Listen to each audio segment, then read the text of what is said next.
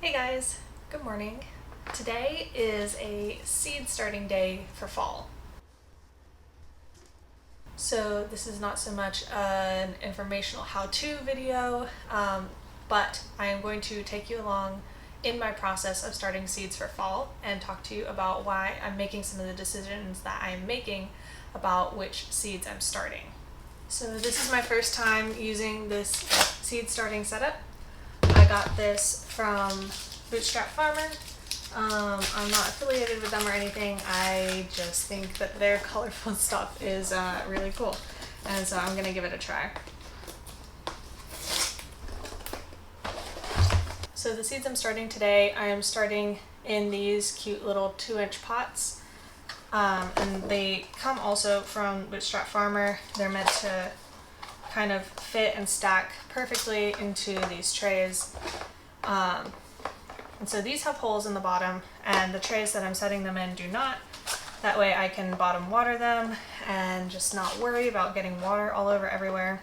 And the reason that I'm using these bigger pots instead of little cell trays is because today I am starting some of my bigger brassicas. So I'm starting kale, broccoli, cauliflower, cabbages, things like that. And so they are going to be about 6 weeks out from going in the ground, and which is why I'm giving them a little bit more room to grow up. When I start doing fall stuff like turnips and radishes that won't need nearly as long of a start, I'm going to put those in the tiny little cell trays. So I've done the calculations. I've looked at how I want to plan out the fall garden. And in the big garden space that I have, I think I'm going to have room for about 50 of these large type brassica plants. So I'm going to start at least 50, maybe more, just to account for things that die. So one of these trays holds 32. So I think I'm going to just do 2 full trays of these. Alrighty, now I'm going to take these outside and fill them up with some seed starting mix.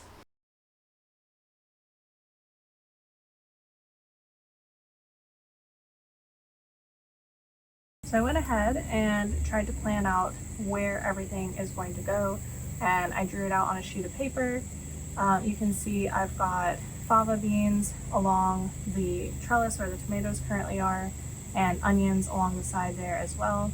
And then I've got peas on the trellises because I couldn't really think of anything else that could go on those trellises. And then most of the rest of the available space is going to the large brassicas that I'm planting now. And then a little bit of it is set aside for faster growing things like lettuces and carrots and turnips that will need to be started in ground when it's actually a little bit cooler. I'm giving each of these little cells 2 seeds each, just in case one of them doesn't germinate. But I will be thinning down to just 1 plant per little 2-inch pot.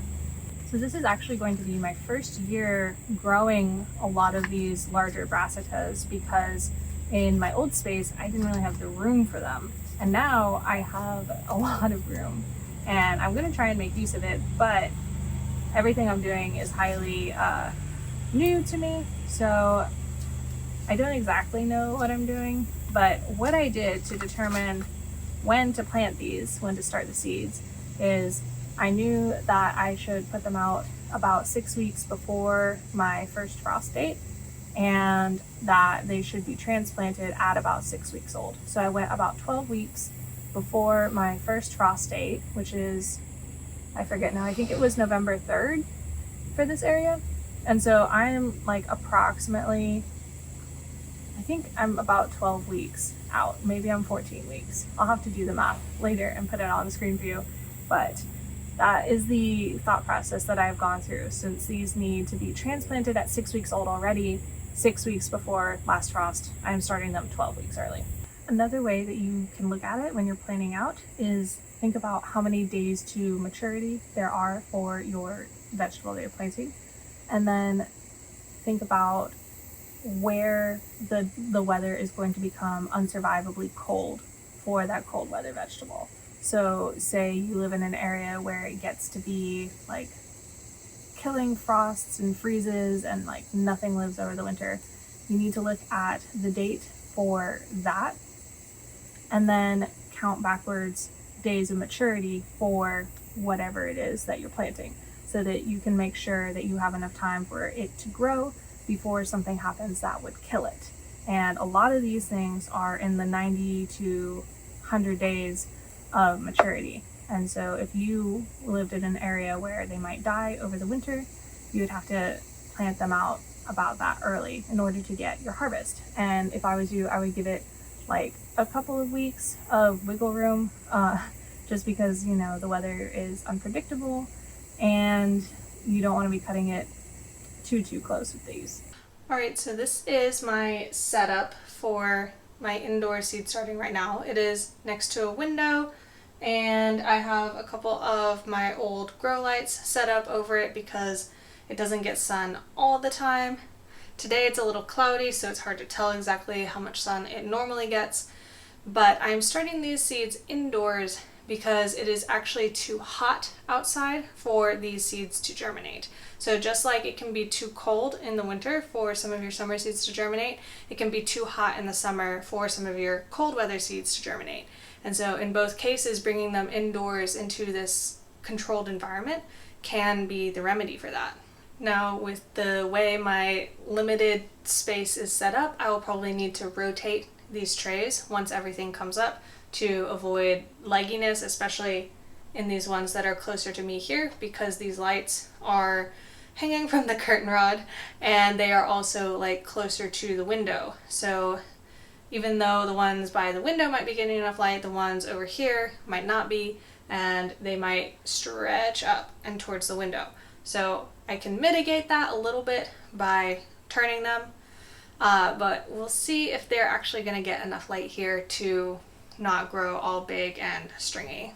If you're curious about how all of this is going to turn out, I recommend subscribing because I will be updating you throughout the season. You'll see probably when they sprout on a garden tour, and I will definitely take you out there when I am planting out the fall garden so that you can see everything that's going on. And I am always willing to learn from those of you who know more than me. I know I have a lot of viewers who are kind of in my general area, and so if you guys have had luck growing brassicas and some of these like very large fall plants, let me know what your methods are and what varieties work best for you. I kind of just chose what was pretty, which is a trend with me, but yeah. I am open to any and all advice, especially from people who live in upstate South Carolina and understand the climate here. Alrighty, and with that, I am just going to sign off. Thank you guys so much for watching, and until next time, I wish you all happy gardening.